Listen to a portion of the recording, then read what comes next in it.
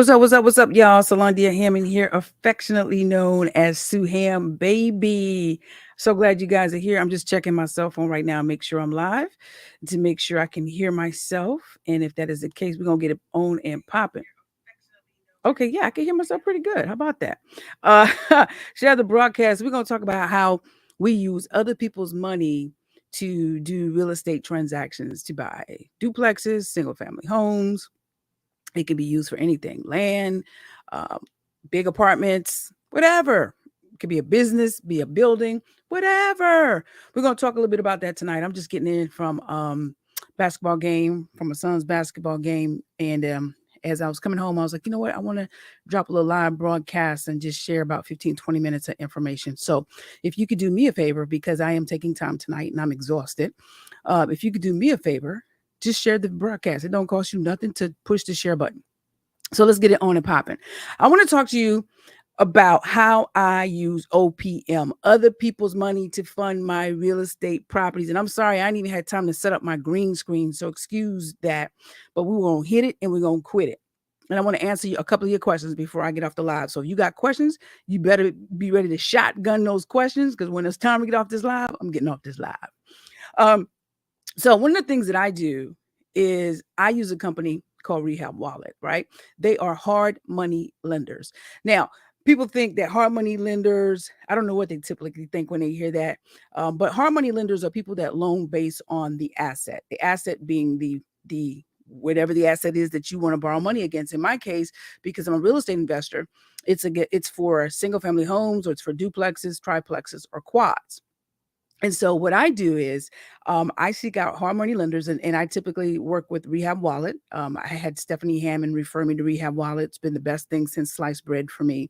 And here's how that works. Every hard money lender is different. They have different programs, but in essence, they basically have it kind of works the same. You're using their money, they're loaning you money against an asset that you want to buy or rehab, which is fix it. Right. So if I identify a property that I want to buy, what I do is I also identify how much money, if I'm going to fix it. And it doesn't always have to be on fix it properties. It can be on properties that are turnkey. Turnkey means nothing's wrong with it. It's ready to be rented or it's ready to be sold. All right. I just happen to like to go in and fix properties, because I like to transform the neighborhoods, transform homes, and transform people. So I like the older properties, and they tend to, when you add value to it, be able to provide a lot more equity for you. If you're just joining the broadcast, we're broadcasting live across LinkedIn, Twitter, Facebook, several different social media platforms, YouTube. So share the broadcast, please. So I just happen to like to go in and buy properties and fix them up. Well, here is the thing. There are companies, hard money lenders, that will give you the money to fix the property. They'll give you the money to buy the property, right? And if the property does not need to be fixed or fixed, which means it's turnkey, they'll give you the money to purchase it. And you can either do one of two things as your exit strategy. You can refinance the property, which then you will get the money from a bank and buy out your hard money lender, or you can sell the property and you buy out your hard money lender and you pocket the difference, the profits. All right. So here's how that works. I identify a single family house that I want to buy. I quickly assess what, again, because I'm buying properties that need to be fixed, I quickly assess what needs to be fixed on it. How much is it going to cost me to fix, and how long is it going to take me to fix? Do we get that? If you got questions, guys, comment them below and I'll answer your questions. But don't wait till, I'm about ready to go and then drop all these questions on me. So I identify a property that I want to fix, that I want to buy. And what I do is I'm looking at the property and I'm like, okay, they want $25,000 for this property. How much is it going to cost me to fix this property, and how long is it going to take me to fix this property? Okay, it's going to cost me $50,000 to fix this property. I'm putting on a new roof, and I'm just throwing out numbers, okay? So $25,000 to buy the property, $50,000 to fix the property. That's $75,000, right? And then I'm looking at how long is it going to take me? Is it going to take me 2 months, 3 months, 4 months, 6 months, or a year? Most hard money lenders loan you money in 6 months and 12 months increments, which means you have to have an exit strategy to get out of the deal and pay them back in 6 months or in 12 months. There are some that will do 18 months and there are some that will do 24 months. This is where you have to do your research and question the hard money lenders on their programs and find out what it is that they do. I'm going to show you a hard money lender at the end of this presentation that I love, and I work with them here in South Carolina. They service loans nationwide. So 25 to buy the property, 50 to fix the property. Okay, it's going to take me 4 months to get it all fixed up. Okay. Now, how much is the property going to be worth after I fix it? That's the after repair value. It's called ARV, after repair value. How much is the property going to be worth after I fix it? I'm purchasing the property for 25. I'm putting $50,000 in it to fix it. That's $75,000 all in. Right. Now, here's another thing that you have to add in. While you have a hard money lender, most hard money lenders charge you 1% a month for that loan. So if I'm borrowing $75,000 from that hard money lender, the $25,000 to purchase the property, the $50,000 to fix the property, that's $75,000, 1% on that interest is $750 a month that I have to pay that hard money lender. But here's how you get around paying that out of your pocket. You increase what you think is going to cost the house. If you think it's going to take you 6 months to fix that house or 4 months to fix that house, then you include in your estimate to get the house fixed that $750. So, that would be what, 750 times 6, however much that is. You would include that in your repairs. So again, you're not coming out of pocket. All right. So whatever that is, what the monthly payments are going to be, you would include that in what your estimate is so that you are not coming out of pocket to make this monthly payment for the time that you have this loan. So now let's go back. $25,000 to purchase the house, $50,000 in repairs. Okay, I'm going to have it fixed in 4 months. I know it's going to cost me $750 a month with the hard money lender. So I'm going to go ahead and add those numbers into my $50,000, and boom, I'm going to have that monthly interest payment set aside so that I can pay them out of the money that they're loaning me, and I don't have to come out of my pocket at all. Now, my after repair value, meaning after the property is fixed, what is it going to be worth? If that property is going to be worth $150,000, that's a home run to me. If it's only costing me $75,000 to fix it and it's going to be worth $150,000, I'm going to take that deal all day, every day, because I know that I have a great exit strategy to be able to pay my hard money lender back. And there's 2 exit strategies that I particularly use. Number 1 is I'm either going to keep that property and rent the property out and make cash flow every month. And when I keep that property, what I'm going to do is go to a regular bank, a regular credit union, or I can go to another hard money lender who does 30-year loans and say, hey, I just fixed up this house. I bought it for $25,000. I paid $50,000.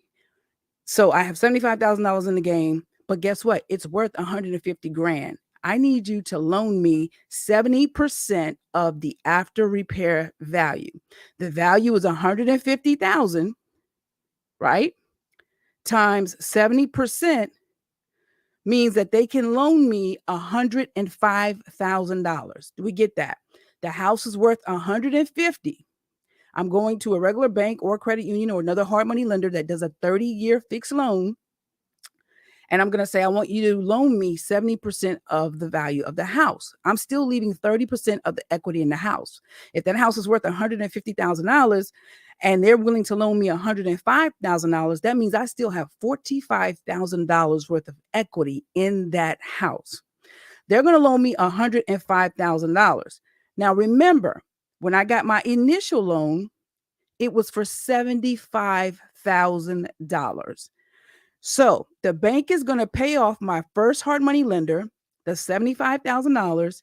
They're going to factor in closing costs. We'll just say about $4,000 to close the loan. So it's $105,000 minus $4,000 closing, and that might be a little high. And then we'll factor in what they're going to pay off, the $75,000 that I borrowed. Guess what? I'm going to walk away with $26,000 in my pocket after not putting anything down.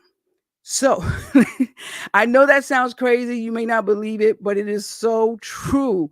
I'm going to walk away with $26,000 in my pocket tax-free because it's a loan. So I don't have to claim it on taxes. It's tax-free. And then I'm going to put a tenant into that property, and I'm going to make at least anywhere between $400 to $600 a month after all the bills are paid. Remember what I told you? Cash flow is the money that you bring to the house after all the bills are paid. Does that make sense to you? For those of you that are listening, comment yes, comment no if it doesn't. Comment yes, comment no if it doesn't. What I will do is ask you to do your own research, Google, YouTube, or if you want a mentor, hey, I'm right here. I'm doing this thing. I'm in it. You can always check me out. Good. I'm getting some comments saying wow, saying yes. Awesome sauce. Awesome sauce. Good deal. Good deal. Love it. Love it. Love it. So I have essentially paid off my first hard money lender, right? I've given them back the $75,000. I've got a new loan for 30 years. And I know that my payments are going to be, my payments, taxes, and insurance, depending on the interest rate, are not going to be probably over $800-900. I don't know. You do the math, but it doesn't matter. Either way, at the end of the day, the way the taxes, the way the rent is, I'm going to bank every month after taxes, insurance, the payments, all of that's paid. I'm putting away money for maintenance. I'm putting away money for capital expenditures. Capital expenditures are big expenditures like your roof, your refrigerator, your flooring. But here's the thing. Even though I'm putting away that money every month, I don't anticipate any time having a big problem with that. Because guess what? I just put $50,000 into this property to make it brand freaking new. So I shouldn't have any problems with maintenance or any capital expenditures in like the first 5-10 years. But I'm still going to put that money away just in case things happen, because things do break, but we should have a warranty on it. So now first exit strategy is to buy and hold. I buy and hold. I'm holding the property. So now I place a tenant in there, and I'm making anywhere between $400 to $600 every month after the tenant pays for my mortgage, my taxes, my insurance, and any maintenance and anything that's required. I put it away. You understand what I'm saying? So imagine if you got 10 of those properties, right? You would easily be making $6,000 a month if you made $600 off of each property. If you made $400 after each property in cash flow is the money you bring to the house after you pay expenses and all the other bills associated with that property. You have 10 of those at $400 a month. That's $4,000. Now, for those of you that are skeptics and who always want to say, yeah, but the tenants, they suck. What did they tear up your property? Okay, number one, we screen our tenants. Number two, you check your property regularly. You're not going to be a slumlord where you never go see your property. All you do is collect the money. Number three, even if you don't go see your property manager goes and see your property. Or if you have maintenance where you have someone servicing your HVAC, form a relationship with that person so that when they go in, they can tell you, hey, they living like Cookie and Lucius Lyons. They living good up in here. It's clean. It's nice. Or they're going to come back and tell you it's roaches everywhere. It's nasty. I see crack paraphernalia. You know what I'm saying? And at that time, that's what you need to get up off your behind and do something. But you screen your tenants regardless if they have a 500 credit score or 800 credit score. If they have a Section 8 voucher, or if they're working under Elon Musk. It does not matter. Because people are people. You got clean people, you got slack people. You got honest people, you got dishonest people. So you screen your people. We tell you how to do that in the course. But anywho, that's one exit strategy, right? You're buying and holding, which means you're refinancing, you're paying out that hard money lender. And if there's enough equity in the deal, you could actually walk away with cash in your pocket after paying off your hard money lender, tax-free. And you get to make the cash flow every freaking month. Now, let's just say you don't want to deal with tenants. You don't want to hire a property manager and deal with tenants, okay? Property managers charge anywhere between 6 to 15% of the monthly rent to manage your property. So let's just throw a number out there, $1,000, right? You charge $1,000 for rent. You get a good property manager, they might charge you 10%. That means you pay them $100 every month to manage your property, so you don't have anything to do with it, okay? Come on now. So if you have 10 properties and you're bringing in $4,000, and you're bringing in $4,000 to the good, You know what I'm saying? You can afford to hire a property manager to take care of those 10 properties so you have nothing to do with it. Or you can create your own property management company and you can hire from within and train your people how to manage your company. All right. So here's a second exit strategy to pay those hard money lenders. You can fix the property, right? The $25,000 to pay for it, the $50,000 to fix it, that's $75,000 all in, and then turn around and sell it, right? You don't want nothing to do with no tenants, nothing. You don't want da da da da. You just want to be a fix and flipper. Turn around and sell it. So now you know that it's worth the ARV after repair value. It's worth $150,000. Boom, you sell it. Let's just say you sell it for $100,000. Come on, somebody. It's worth 150. You turn around and you sell it for 100. You only put 75 into it. You done made a quick $25,000. Now, mind you, you're gonna have to pay capital gains taxes on it. But let me submit this to you. If you go to a job, aren't you taxed? W-2 employees are taxed the highest. They're the highest taxed people in the world, W-2 employees. So when people say to me, oh my God, if you're selling the house, you're going to get taxed. Well, you get taxed if you're going to a job as a W-2 employee. And Lord forbid you don't have no kids or no other deductions to write off for tax purposes. They're going to eat you up. They're going to eat you up. Does this make sense? Comment below. Does this make sense? So those are the two exit strategies to pay back your hard money lenders. Okay. Now, there are some hard money lenders that will want you to put down some money, but they may only want you to put down money the first 2 times just to make sure you know what you're doing. And after that, you don't have to put up any money up front. But I did say we're going to use other people's money, right? So let's just say you see a house for $100,000 and the hard money lender says, I want you to put down 10%, which is $10,000, right? You still don't have to use your money. You still can go and partner with someone who has the money and ask them to put up the money. Come on, y'all. Think about this. Or it's about to be tax season. Some of y'all get 5, 10, 15, 20, 25, 30, 35, 40. Okay. You get what I'm saying. You get a good amount back in tax refunds. You could take that money and you could roll that into a deal just to get started. And after you've built the relationship, there are some hard money lenders that you don't have to put anything down. So I'm just saying, think about that. I did a video about how to use your tax refunds to get started in real estate. And I was telling people how they can get started with 0, 2,000, 3,000, 5,000. You can actually go and find sellers who will finance the deal for you. They'll become the bank.